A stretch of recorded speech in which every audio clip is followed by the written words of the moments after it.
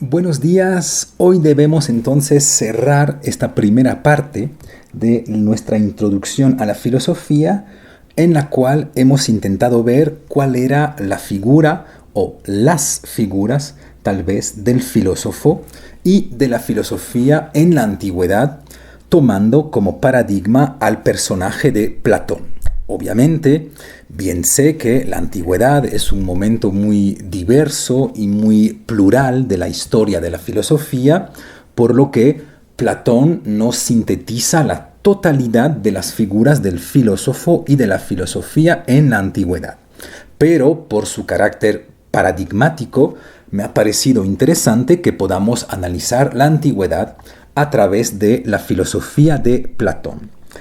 Hoy debemos entonces sintetizar todo lo que hemos dicho, intentar ver cuál es el problema fundamental al cual intenta responder la filosofía y les propongo que lo hagamos a través de una pregunta que pone en relación a Grecia y también a la filosofía. Es decir, que hoy vamos a intentar preguntarnos, para poder entender lo que es la filosofía, ¿por qué razón la filosofía nació en Grecia? Obviamente esto no significa que no existan pensamientos sublimes, pensamientos excepcionales en otras regiones y en otras culturas del mundo que no sean Grecia. Y de hecho existen. Pero tal vez el pensamiento filosófico como tal vez el pensamiento filosófico en el sentido que vamos a intentar precisar sea algo típicamente griego. Y el entender por qué motivo ese tipo de pensamiento nació en Grecia, tal vez nos pueda permitir aclarar aún más lo que entendemos realmente por filosofía. En un libro publicado en el año 1991, el filósofo francés Gilles Deleuze intentó aclarar lo que era la actividad filosófica. Y de hecho es divertido porque en la misma introducción a este libro que se llama ¿Qué es la filosofía?, que redactó con Félix Guattari, comienza por decir que él, como gran filósofo, nunca pudo realmente resolver el problema de qué es la filosofía y que tal vez sea una pregunta que uno solo se pueda hacer en la vejez. Es decir, después de haber practicado durante muchos años la filosofía, tal vez podamos por fin preguntarnos qué es la filosofía.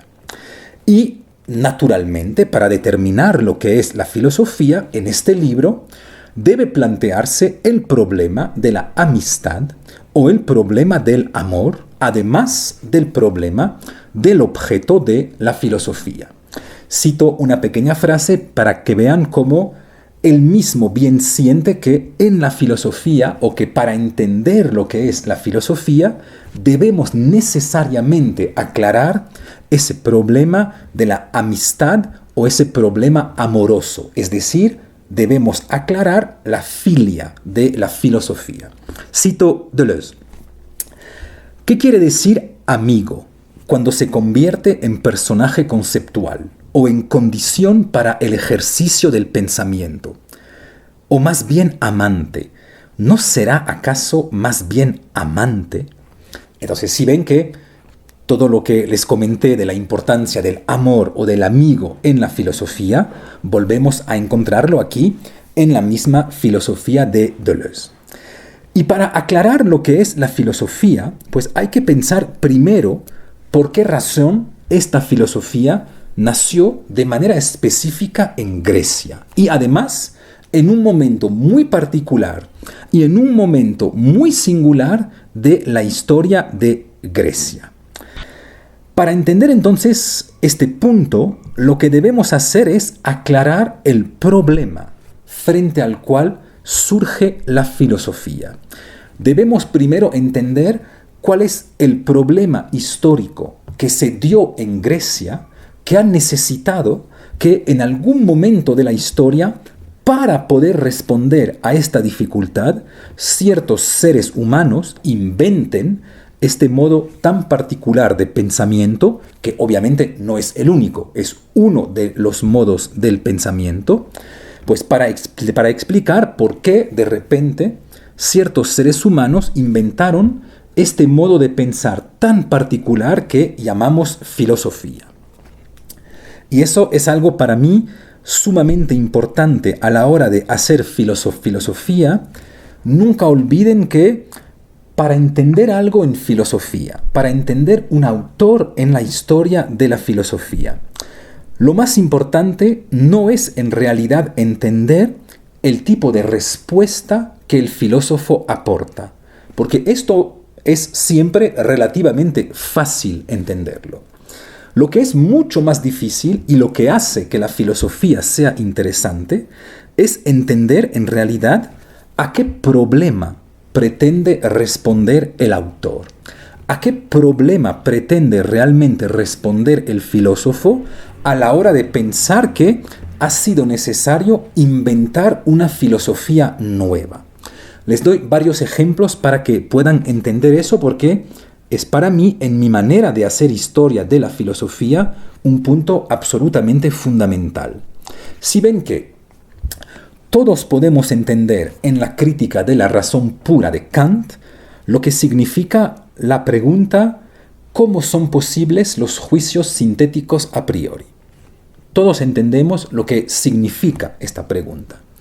Pero si ven que lo difícil y lo que hace interesante la obra de Kant consiste en buscar por qué razón en este momento de la historia Kant tuvo que hacerse esta pregunta.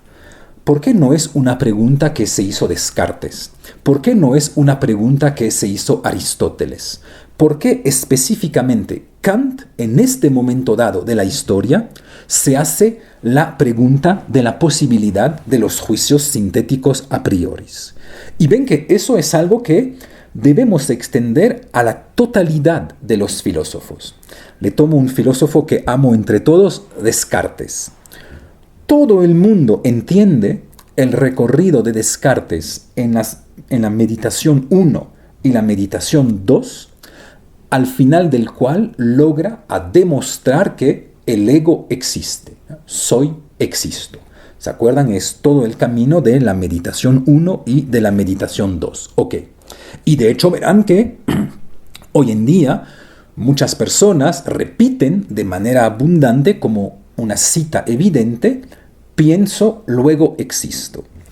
Pero si ven que lo interesante en Descartes no es tanto entender la lógica que lo lleva a decir pienso, luego existo.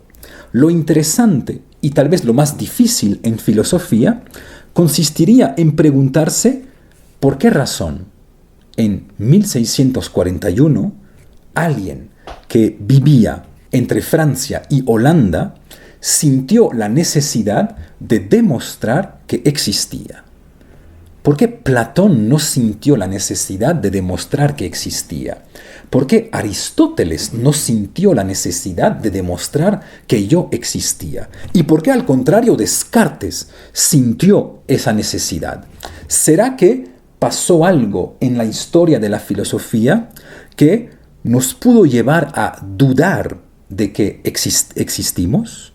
Pues si ven que si detrás de las filosofías van a buscar constantemente a qué pregunta intenta realmente responder el filósofo, y lastimosamente a veces es una pregunta que no aparece directamente en los textos, es una pregunta que uno mismo debe ir a buscar.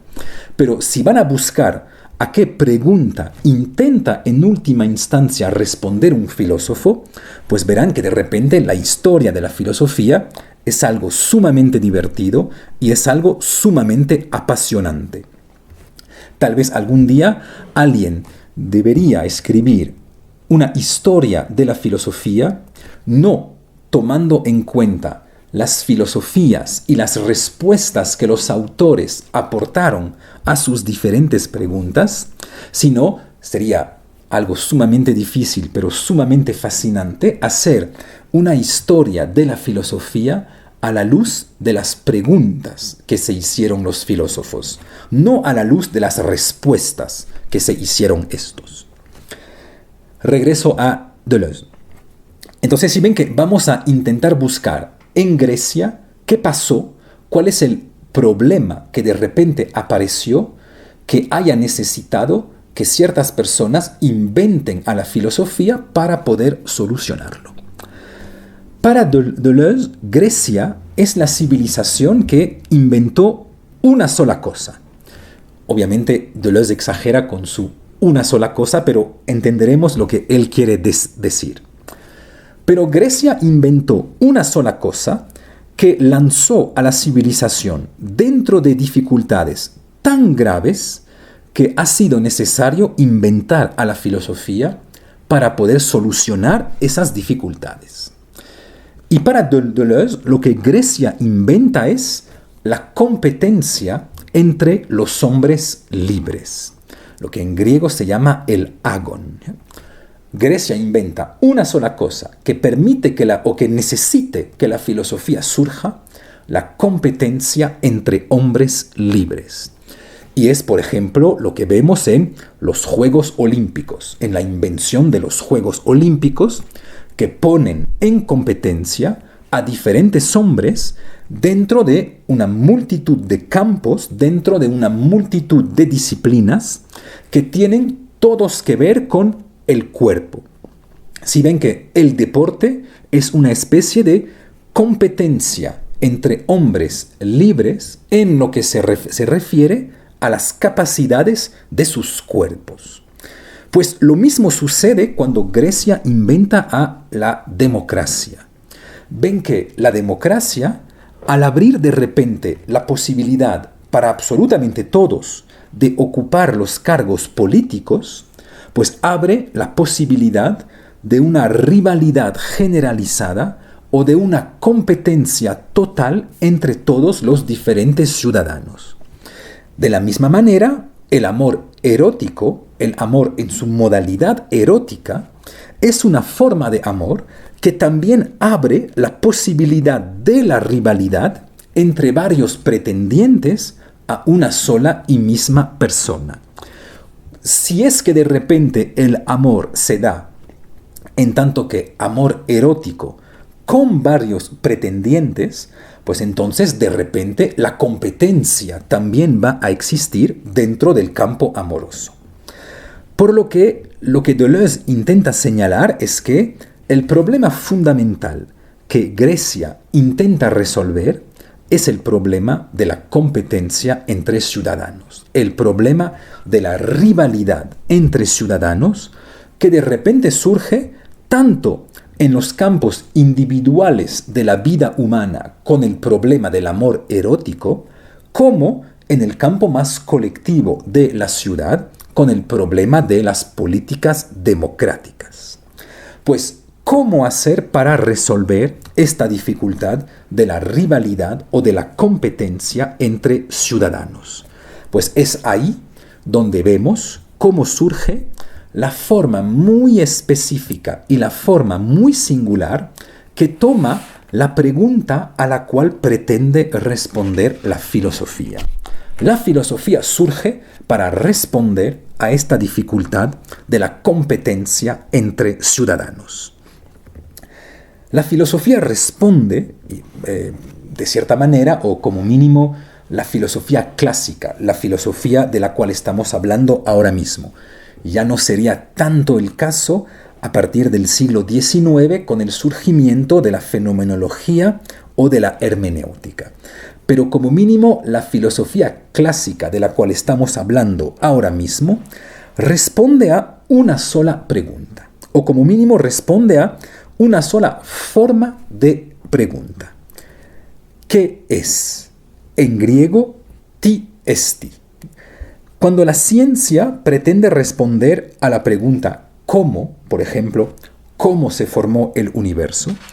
Y cuando la teología pretende responder a la pregunta ¿por qué? ¿Por qué Dios creó al mundo?, que es una de las dificultades más importantes de la teología, porque si ven que si Dios es perfecto, y Dios es por definición perfecto, pues si Dios es perfecto, ¿por qué sintió la necesidad de crear algo más? ¿por qué sintió la necesidad de crear algo fuera de él que llamamos mundo? Si Dios es perfecto, ¿por qué no simplemente se contentó con gozar de su propia existencia perfecta? Pregunta muy difícil en la teología. Pues cuando la ciencia se hace la pregunta del cómo y cuando la teología se hace la pregunta del por qué, la filosofía se hace, por su parte, la pregunta del qué es. Por este motivo verán que todos los diálogos de Platón tienen algún tipo de subtítulo. Por ejemplo, Crátilo, acerca del lenguaje; República, acerca de la justicia; El banquete, acerca del amor, etcétera, etcétera, para todos los diálogos de Platón. Y este subtítulo siempre dice que el diálogo va a aclarar el ser de algo o la esencia de algo. Por ejemplo, el banquete intenta responder a qué es el amor. El crátilo intenta responder a qué es el lenguaje. Por lo que ven que siempre existe en filosofía esta apuesta un poco extraña según la cual los diferentes problemas se van a resolver llegando a la esencia de las cosas, llegando al qué es realmente una cosa. Por eso verán que el filósofo en la cultura popular es la persona insoportable que constantemente contesta a una pregunta con otra pregunta. Por ejemplo, si alguno de ustedes en los comentarios me pregunta si yo creo en Dios, pues inmediatamente voy a decirle, espera, dime lo que es Dios para ti y yo podré decirte si es que creo realmente en esto o no. Pero si ven que si alguien me pregunta si yo creo en Dios, la primera cosa que yo voy a hacerle es hacerle justamente la pregunta filosófica del ¿qué es? ¿Qué es Dios para ti? Y yo después podré contestarte al saber si creo en esta entidad o no. De la misma manera, si alguien me pregunta si creo en el amor, pues siempre comenzaré por decirle, espera, dime lo que es para ti el amor y yo después voy a decirte si es que creo en esta entidad o no.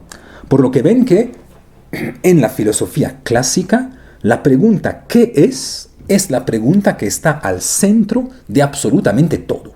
Ahora bien, ¿de dónde viene esta obsesión filosófica por la pregunta ¿qué es? Es decir, ¿de dónde viene esta obsesión filosófica por la búsqueda del ser de las cosas o por la búsqueda de la esencia de las cosas?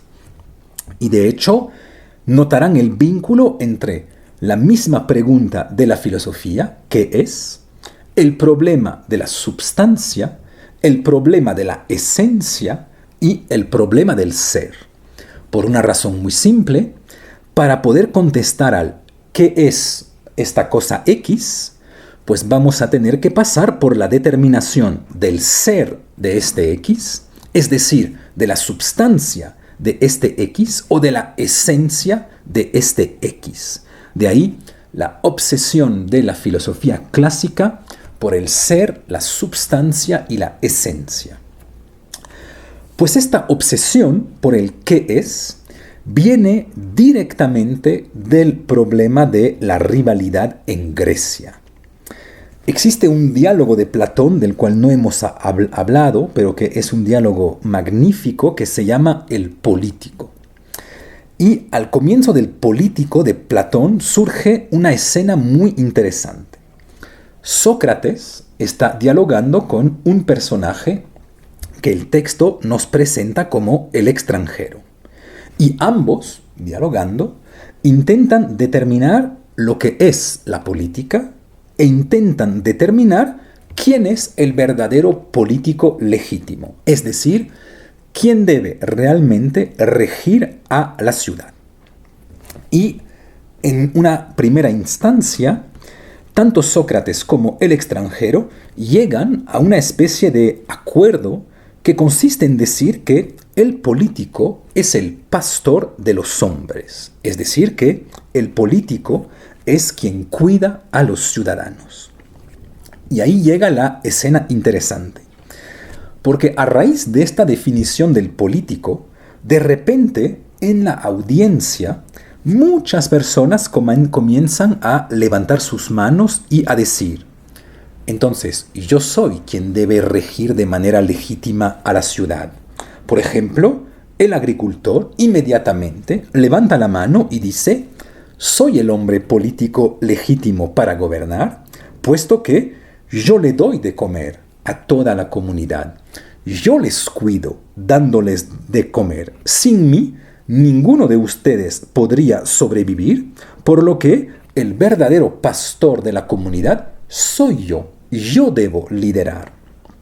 Al mismo tiempo, el militar también levanta la mano y dice: no. No es el agricultor. Yo debo ser el hombre político. Yo soy el hombre político legítimo.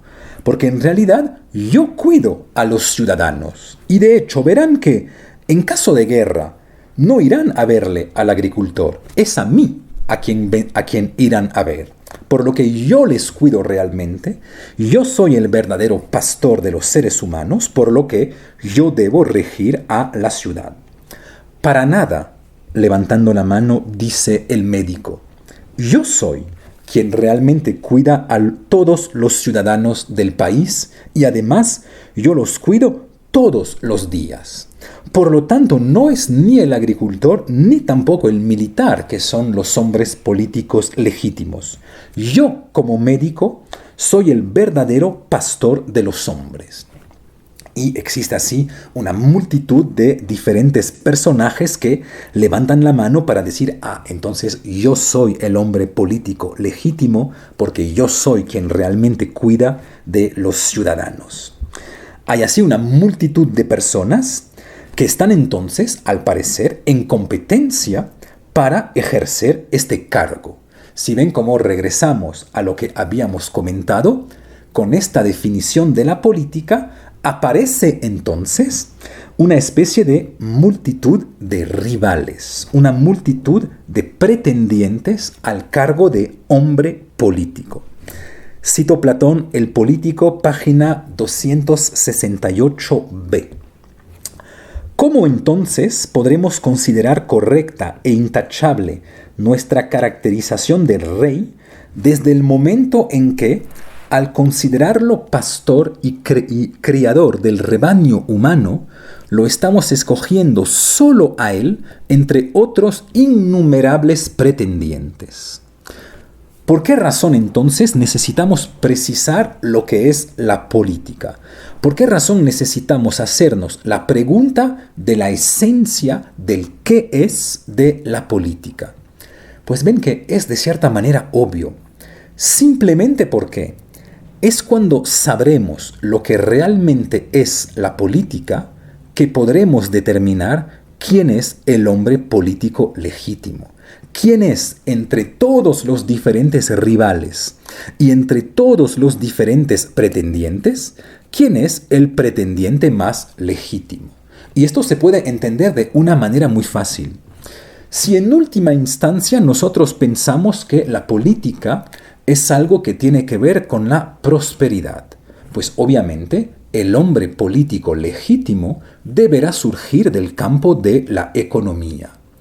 Si al contrario pensamos que la política es un campo disciplinario que tiene que ver con la seguridad, pues entonces obviamente el hombre político legítimo tendrá que ver con los militares o con la policía. Si ustedes piensan, tal como se vio un poquito a raíz de la crisis del COVID, que la política tiene que ver ante todo con la organización de la salud de los ciudadanos, pues entonces obviamente el hombre político legítimo será un médico. Pero ven que lo interesante en este caso es entender que en última instancia es la esencia de la política que nos va a dictar el perfil de la persona que debería de manera legítima ocupar este cargo. Por lo que no vamos a hacernos la pregunta del qué es, en este caso, qué es la política, por razones intelectuales de teoría política. Vamos a hacernos la pregunta del qué es la política, para poder seleccionar entre los diferentes rivales a los cargos políticos quién es el rival legítimo. Y eso es lo que nos permite entender por qué razón hay un vínculo fundamental entre Grecia, en tanto que inventa la rivalidad entre los hombres libres, y la filosofía. Por la razón siguiente. Imaginemos una sociedad como la sociedad faraónica egipcia. Pues todos entendemos que en este tipo de sociedad nadie necesita preguntarse lo que es la política, porque de todas formas, en este caso, el problema de quién debe regir está resuelto a priori. Es el primer hijo de Faraón que tomará el poder cuando muera su padre, y así sucesivamente, desde siempre y para siempre. Pues bien ven que en este caso, como no existen diversos pretendientes para el cargo político, pues en realidad la política ni siquiera se plantea como problema. La política no es una cuestión. Como no hay pretendientes, nadie se va a decir debemos precisar lo que es la política para saber quién mejor podrá cumplir con este cargo. No, es el hijo de Faraón y punto. Por lo tanto, no necesitamos hacer filosofía política. Y lo mismo sucede en absolutamente todos los campos. Si ustedes viven en una sociedad en la cual los padres organizan los matrimonios, en la cual los padres deciden por ustedes con quién se van a casar, pues no hay necesidad de preguntarse lo que es el amor. No hay necesidad de buscar la esencia del amor, porque de todas formas, el problema de con quién van a estar a lo largo de sus vidas ya está resuelto a priori. Está resuelto a priori por sus mismos padres. Al contrario, es a partir del momento en el cual se abre la posibilidad de múltiples pretendientes amorosos que es importante de repente saber lo que es el amor para poder determinar cuál de los pretendientes me ama realmente. Si tengo varios pretendientes, sí vale la pena que yo me pueda preguntar qué significa amar, para que yo pueda seleccionar entre ellos cuál me ama realmente. Si mis padres organizaron con quién voy a estar a lo largo de mi vida, pues el saber qué es el amor en realidad no me importa, porque no va a tener absolutamente ningún impacto sobre mi vida sentimental. Entonces, de la misma manera que el político legítimo será aquel que más se acerque a la esencia de la política, pues quien mejor cumpla con esta esencia, pues el amante legítimo también será aquel que más se acerque a la esencia del amor. Ven entonces cómo la filosofía, en su vínculo con la esencia y en su vínculo con la pregunta ¿qué es?, surge de consideraciones sumamente prácticas. Y en realidad las grandes filosofías nunca se alejan completamente de consideraciones prácticas. Nadie se levanta una mañana y decide crear el concepto de idea por placer. Nadie inventa como Leibniz el concepto de mónada por puro placer intelectual. Siempre la gente crea, en este caso los filósofos, por algún tipo de necesidad, para resolver algún tipo de problema. Y gran parte del talento filosófico es el saber justamente, a partir de una situación, crear o inventar el problema al cual realmente responde esta situación. Por ejemplo, hoy en día, una gran filosofía consistiría en decir, a ver, con el surgimiento de la inteligencia artificial, no nos preguntemos si está bien o está mal. Eso no son problemas filosóficos. Preguntémonos, ¿cuáles son los nuevos problemas que surgen en la humanidad a partir de la aparición de la inteligencia artificial. Pues quien es capaz de decir, el problema nuevo que aporta la inteligencia artificial es realmente este problema. Pues la persona capaz de hacer eso sería un gran filósofo. Por lo que ven que una filosofía puramente teórica en realidad no tendría mucho interés. Sería una filosofía para filósofos o una filosofía exclusivamente para profesores de filosofía, lo que la filosofía nunca debe ser. Y con eso entendemos entonces por qué razón la filosofía surgió como reflexión sobre la esencia y como reflexión sobre el ser de las cosas en Grecia.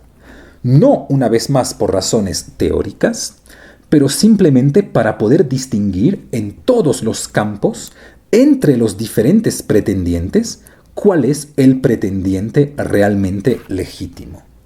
Pero ven que en este caso esto ha necesitado que alguna civilización abra la posibilidad que existan de repente varios pretendientes a un mismo cargo o varios pretendientes a una misma posición.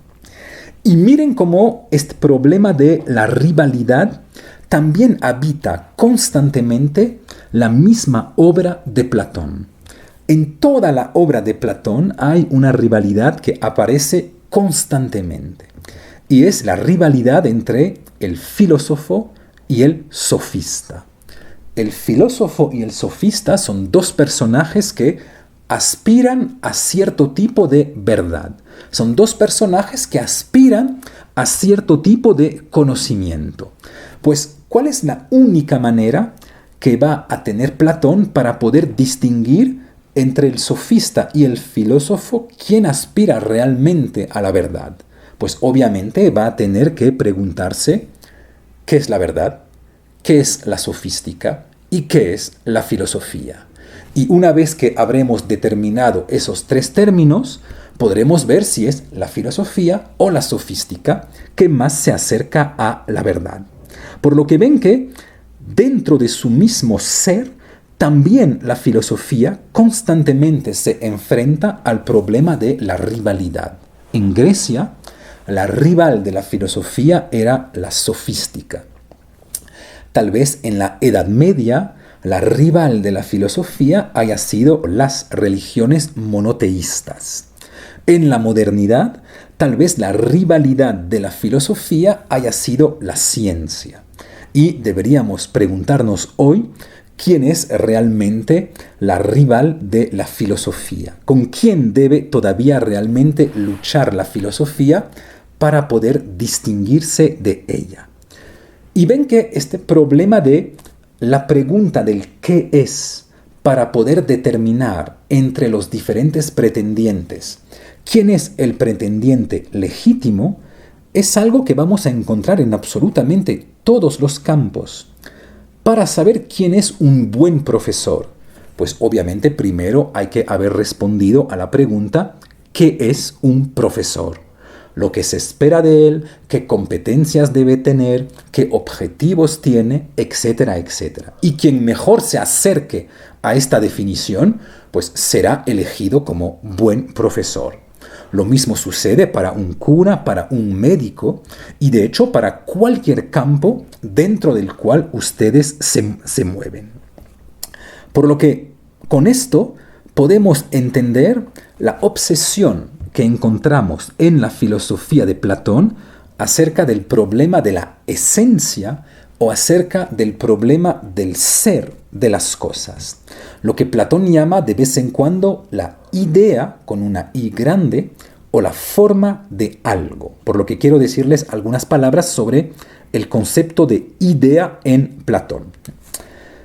Platón es conocido en filosofía justamente a raíz de esta pregunta, ¿qué es? Que nos lleva al ser de las cosas o a la esencia de las cosas. Platón es conocido por ser el filósofo que introdujo en filosofía el concepto de idea con una I grande.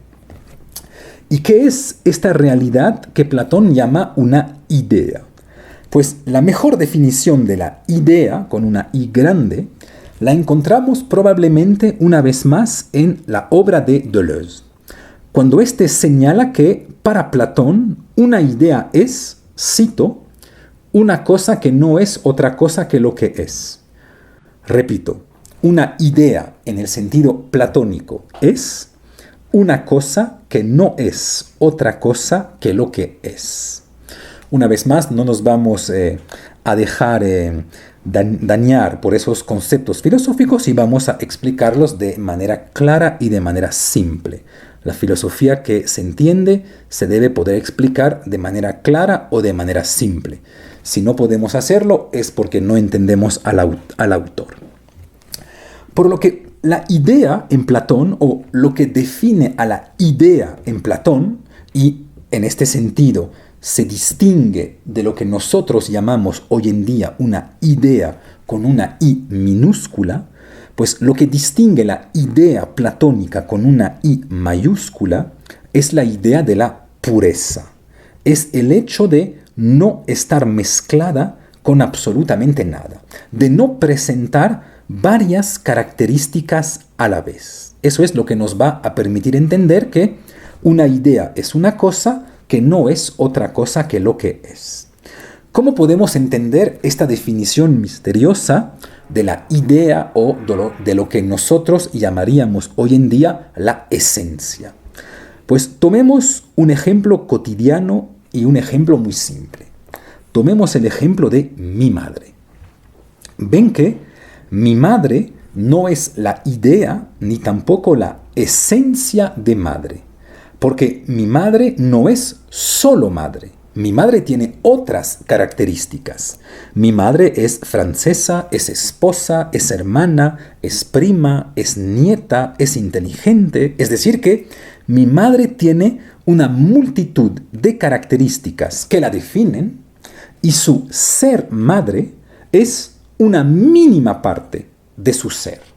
Por esta razón no corresponde a la idea tal como se había definido, en tanto que ser que no es otra cosa que lo que es, porque mi madre es una multitud de cosas. Ahora bien, ¿qué sería en este caso la idea o la esencia de madre? Pues es de cierta manera fácil. Es una madre que no sería otra cosa que madre. De la misma manera que la justicia o la esencia de la justicia es algo que no sería otra cosa que justa. Si ven que no importa aquí de momento si es que esas cosas existen o no. Solo debemos entender que es el carácter puro de la esencia, puro en el sentido que no está mezclado con otras determinaciones que permiten entender lo que es una esencia, que permiten en última instancia responder a la pregunta del ¿qué es? ¿Ya? Por esto, si ven que en los diálogos de Platón, cuando por ejemplo Sócrates se va a preguntar ¿qué es la belleza?, pues no va a aceptar respuestas del tipo es esta obra, es esta escultura, es esa pintura. Porque obviamente una pintura o una escultura no puede evidenciar la esencia de la belleza, puesto que en una obra, sea la que sea, aparecen una multitud de características diferentes. Su belleza, pero también su forma, sus colores, su materia, su textura, etcétera, etcétera. Y es por esta razón, por esta pureza de las ideas, que Platón va a tener que distinguir entre dos mundos diferentes: el mundo inteligible y el mundo sensible.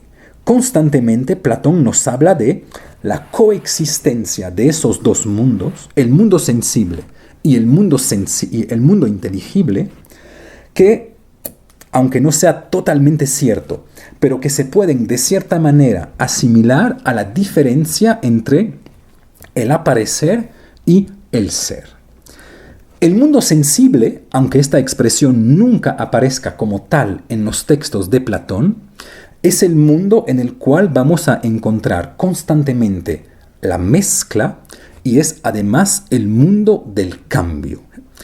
todo lo que es en tanto que sensible aparece como mezclado, además nace, permanece y después desaparece. Por ejemplo, cuando ustedes ven a un objeto, nunca pueden ver un objeto que tenga una sola característica. Porque si es que vieran un objeto que gozara de una sola característica, ya no sería un objeto, sino sería justamente una esencia, sería una idea en el sentido platónico. Verán que cada vez que nosotros percibimos algún tipo de objeto, como mínimo tiene un peso, tiene una masa, tiene un color, tiene una figura, ocupa un espacio, tiene una textura, etcétera, etcétera. Por lo que percibir, aunque sea percibir un objeto, siempre es percibir una multitud de características. Siempre es percibir una mezcla. Nada en el mundo sensible aparece en tanto que puro, sino siempre a través de una mezcla de múltiples características. Por esta razón, la filosofía platónica, en tanto que es una búsqueda de las esencias, pues no hace de lo sensible algo que debamos conocer, sino al contrario, algo que debemos huir. Y al contrario, se focaliza constantemente sobre el mundo inteligible, el mundo de las ideas, sobre el mundo de las cosas que son realmente lo que son. Si ven que esto es lo que permite explicar que Platón va a despreciar el mundo sensible, porque como el mundo sensible es una mezcla de esencias, nunca puedo realmente conocer una de ellas de manera clara y precisa. Además, precisa Platón, el mundo sensible no presenta las esencias porque el mundo sensible no solo es el mundo de la mezcla, sino que es además el mundo del cambio, es el mundo de lo inestable. La cosa caliente solo nos presenta una apariencia de calor, dado que en algunos minutos, pues esta cosa que era caliente bien puede enfriarse. Por lo que no es la esencia del calor que estaba en esa cosa caliente. En cambio, la idea de calor como tal o la esencia del calor como tal debería ser constantemente caliente, estable, eterna y de manera necesaria sin cambio. Entonces ven que la oposición del mundo sensible y del mundo inteligible en Platón también viene de la necesidad de la misma pregunta de la filosofía que se hace Platón. Si la filosofía pretende responder a la pregunta del qué es, a la pregunta de la esencia, pues bien entendemos, y en este sentido Platón es sumamente coherente, bien entendemos que no es en el mundo sensible que vamos a poder encontrar la respuesta a este qué es, la respuesta a la esencia de las cosas. Por lo que vamos a tener que ir a buscar esas ideas dentro de otro mundo, dentro del mundo en el cual aparecen en tanto que puras. Aprovecho para señalarles un pequeño punto de vocabulario técnico de historia de la filosofía. Verán que para hablar de esas esencias, muchos autores utilizan en Platón el concepto de idea con una I mayúscula. Pero debemos en realidad distinguir en los textos de Platón dos conceptos un poquito diferentes, que son el concepto de idea con una I grande y el concepto de formas. Y podemos distinguirlas de la manera siguiente. Platón suele llamar idea la realidad de una esencia. Por ejemplo, llamamos idea la esencia de la belleza, la esencia de la justicia, tal como no existe en el mundo sensible, sino tal como existe en el mundo inteligible. A esas esencias puras, separadas, eternas, inteligibles, es lo que Platón llama las ideas. Por otro lado, Platón también utiliza el vocabulario de la forma para hablar de algo un poquito diferente. La forma en la filosofía de Platón es la característica que de la idea se puede transportar en el mundo sensible, se puede transportar dentro de la cosa. Tomemos un ejemplo muy simple. Tomemos un cuadro bello, una obra maestra, un cuadro bello. Pues bien entendemos que dentro de este cuadro bello no está la esencia de la belleza. No está la esencia de la belleza, dado que el cuadro no es únicamente bello, por lo que una de sus determinaciones es la belleza, pero no es de por sí la idea de belleza. Pues esta pequeña parte de la esencia de la belleza que vamos a encontrar dentro del cuadro es lo que Platón llama la forma.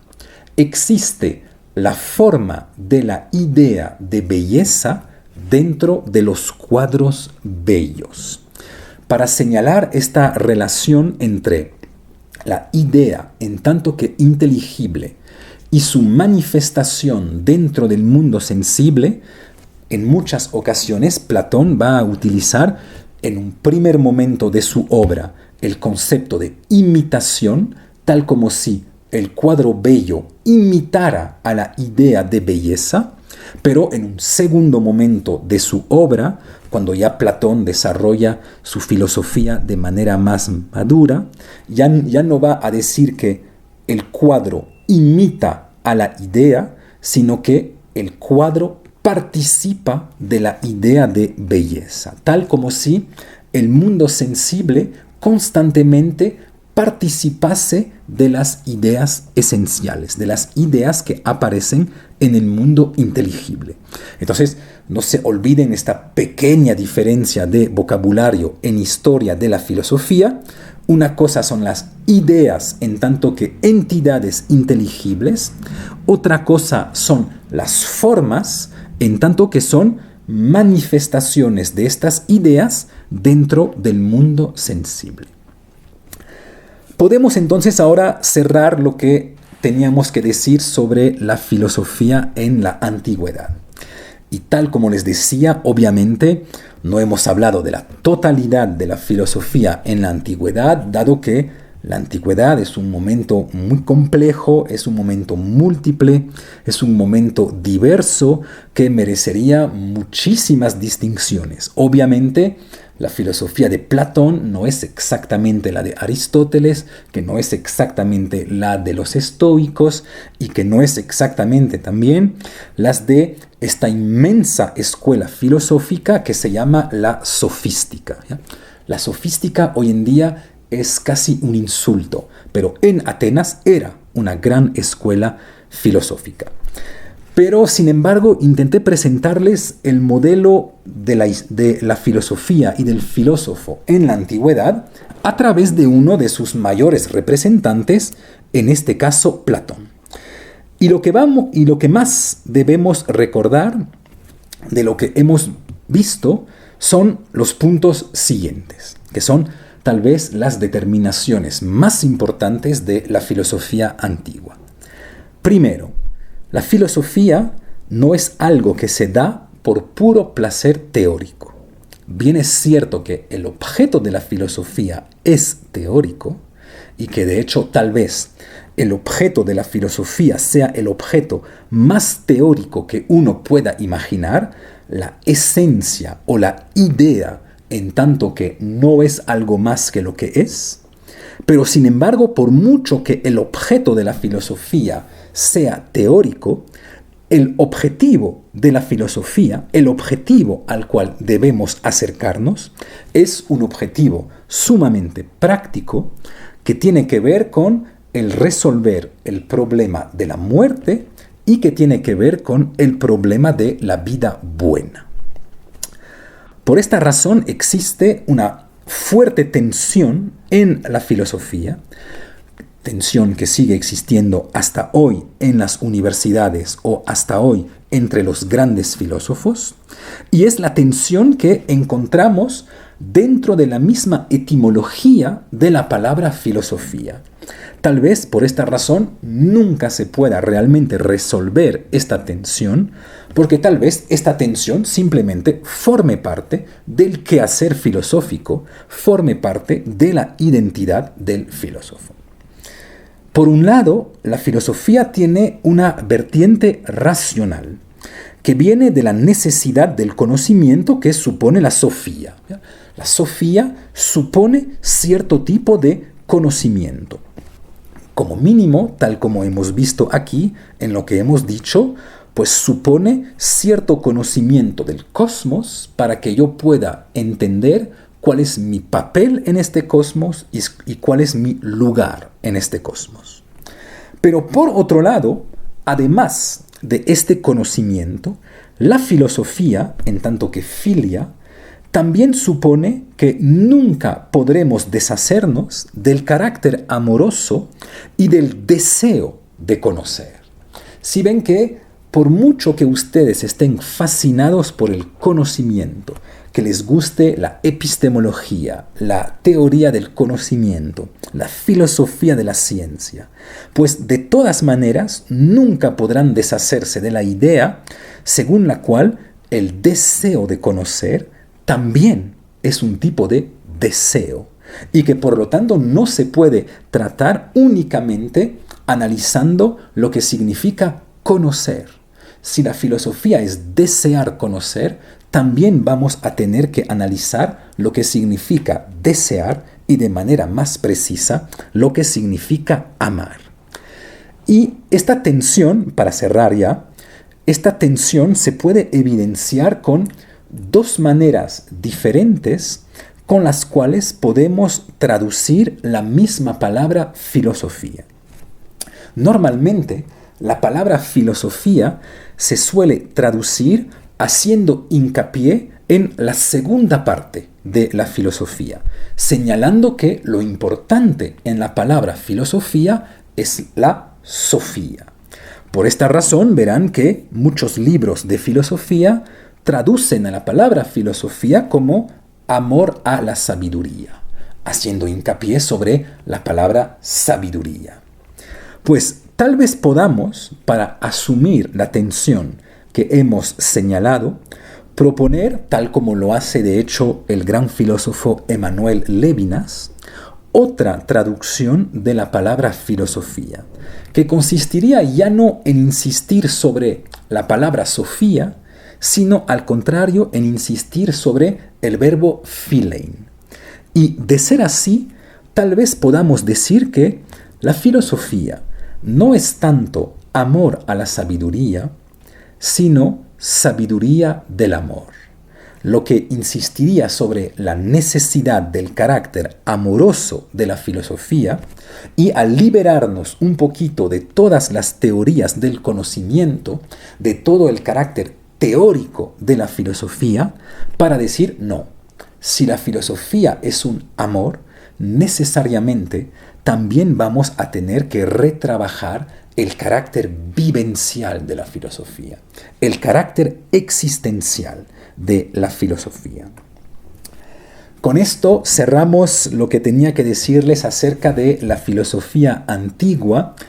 En la próxima sesión comenzaremos un pequeño recorrido mucho más rápido dentro de la filosofía medieval y bien se imaginan que en la Edad Media, con el surgimiento del cristianismo, pues el concepto de amor va a ser ligeramente modificado. El concepto de sabiduría también va a ser un poquito modificado, por lo que necesariamente también el concepto de filosofía va a ser un poquito modificado.